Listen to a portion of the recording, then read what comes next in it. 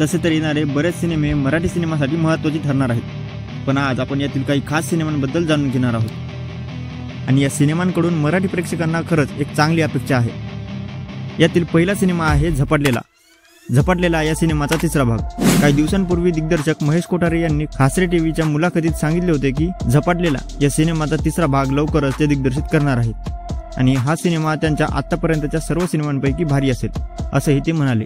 त्यांचे आतापर्यंतचे सर्व सिनेमे हे प्रेक्षकांना खूप आवडलेत आणि त्यांनी आता हा सिनेमा त्या सर्व सिनेमांपैकी भारी असेल असं म्हटल्यामुळे नक्कीच या सिनेमाकडून एक चांगली अपेक्षा आहे। त्याचबरोबर हा सिनेमा विशेष आणि भारी होण्याचं एक मोठं कारण आहे, ते म्हणजे आत्ताच उदयास आलेली नवीन टेक्नॉलॉजी AIचा वापर या सिनेमात करण्यात येणार आहे। त्याचबरोबर दिग्दर्शक महेश कोठारे यांनी सांगितलं की झपाटलेला या सिनेमाच्या तिसऱ्या भागाचे नाव मी तात्या विंचू असं ठेवण्यात येणार आहे। आता पाहूया दुसऱ्या सिनेमाबद्दल।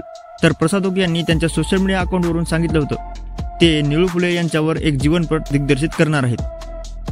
4 एप्रिलला अभिनेते निळू फुले यांचा वाढदिवस असतो आणि याच निमित्ताने 2022च्या 4 एप्रिलला अभिनेता दिग्दर्शक प्रसाद ओक यांनी निळू फुले यांच्या आयुष्यावर ते सिनेमा दिग्दर्शित करत आहेत असं सांगितलं होतं। मात्र त्यानंतर या सिनेमाची जास्त काही चर्चा झाली नाही।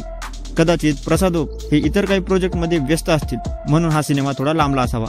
बाकी पडद्यावरती खलनायकाची भूमिका साकारणाऱ्या कलाकाराचं खरं आयुष्य कसं होतं हे पाहण्यासाठी नक्कीच प्रेक्षक उत्सुक असतील। आणि यानंतरचा सिनेमा आहे पुन्हा दुनियादारी। 2013 साली ज्या सिनेमाने बॉक्स ऑफिसवर एक नवं रेकॉर्ड निर्माण केलं त्याच दुनियादारीचा दुसरा भाग दिग्दर्शक संजय जाधव हे प्रेक्षकांच्या भेटीला घेऊन येणार आहेत। 8 ऑगस्ट 2022ला दिग्दर्शक संजय जाधव यांनी पुन्हा दुनियादारी या सिनेमाची अनाउन्समेंट केली होती।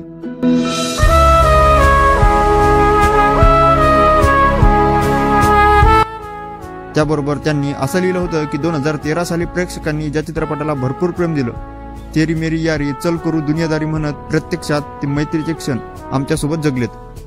ते जग, ती मैत्री, ते प्रेम आणि तीच दुनियादारी आता पुन्हा घेऊन आलोत, मैत्रीच्या नव्या ढंगात आणि प्रेमाच्या नवीन रंगात, एका नव्या युगाची नवीन रंगाची new age Eastman colour love story. आता तब्बल 10-12 वर्षांनंतर लोकांच्या मनावर राज्य करणाऱ्या सिनेमाचा दुसरा भाग येतोय म्हटल्यावर याही सिनेमाकडून प्रेक्षकांची चांगलीच अपेक्षा आहे। आणि आता चौथा सिनेमा आहे जत्रा। जत्रा या सिनेमाचा दुसरा भाग, जत्रा 2। जत्रा हा 2005 साली प्रदर्शित झालेला विनोदी सिनेमा आहे आणि हा सिनेमा त्या काही सिनेमांपैकी आहे ज्याला तुम्ही कधीही बघा तो तुम्हाला जराही बोर होऊ देणार नाही। आणि आता याच आयकॉनिक सिनेमाचा दुसरा भाग म्हटल्यावर याही सिनेमाकडून प्रेक्षकांना खूप मोठी अपेक्षा आहे। 2 एप्रिल 2022ला दिग्दर्शक केदार शिंदे यांनी जत्रा 2 या सिनेमाची अनाउन्समेंट केली होती।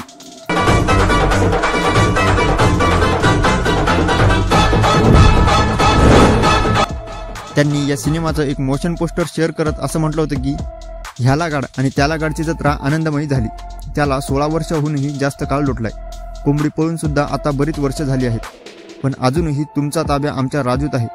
म्हणूनच या गुढीपाडव्यानिमित्त तुम्हा सर्व रसिकांसाठी एक आनंदाची बातमी घेऊन येतोय। आपलं ठरलंय, तुमच्यासाठी ठरवलंय, आम्ही सगळे मिळून तुमच्यासाठी आनंदाची मेजवानी घेऊन येतोय। या नवीन वर्षात तुम्हाला हसवायला जत्रा 2 येतोय।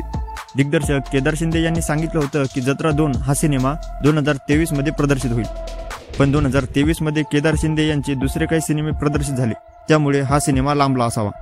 याचबरोबर अभिनेते भरत जाधव यांनी एका मुलाखतीत सांगितले होते की या सिनेमाचं संपूर्ण चित्रीकरण हे लंडनमध्ये होणार आहे। तर हे आहेत काही मराठीतील येणारे खास सिनेमे। आशा आहे की हे सिनेमे प्रेक्षकांना नाराज करणार नाहीत।